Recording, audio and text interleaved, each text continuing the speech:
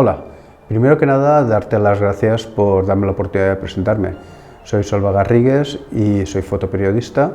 Me considero fotoperiodista porque he trabajado muchos años en fotografía de prensa y aún lo hago en situaciones con carácter internacional, como puede ser la situación que tenemos en estos momentos.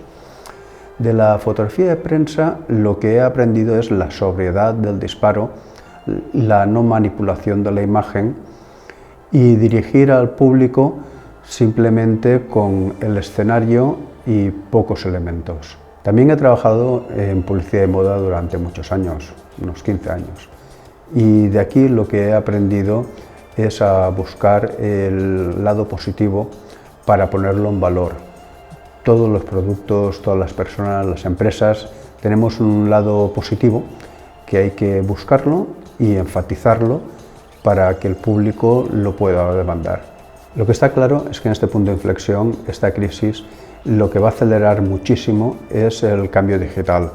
Vamos a entrar en las páginas web, en las redes sociales, y la gente va a dejar de ir de tienda en tienda, de escaparate en escaparate o de reunión en reunión. Ya el teletrabajo, las reuniones no presenciales van a ser lo más normal, lo más habitual, el día a día de todos. Por eso, la imagen que nosotros demos va a ser determinante para que este público venga. Lo que te propongo es una entrevista con CEO, con tu directora, contigo, para que en un vídeo de 1 minuto aproximadamente expliquéis o pongáis en valor vuestra forma de trabajar, lo que producís para buscar ese público. Y con unos planos de recurso que irán enlazándose con la voz en off, de forma que cuando el CEO explique lo que hace, en la imagen saldrá lo que realmente vosotros hacéis, para darle al vídeo mayor dinamismo. A la gente le gusta ver caras, le gusta ver que detrás de esa marca hay gente, y esa gente es la que le da la confianza para comprar el producto.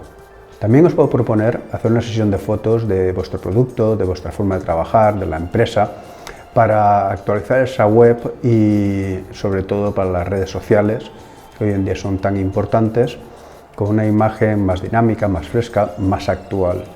Ya sin nada más, despedirme y haberte agradecido este tiempo que me has prestado y espero que nos veamos pronto. Muchas gracias.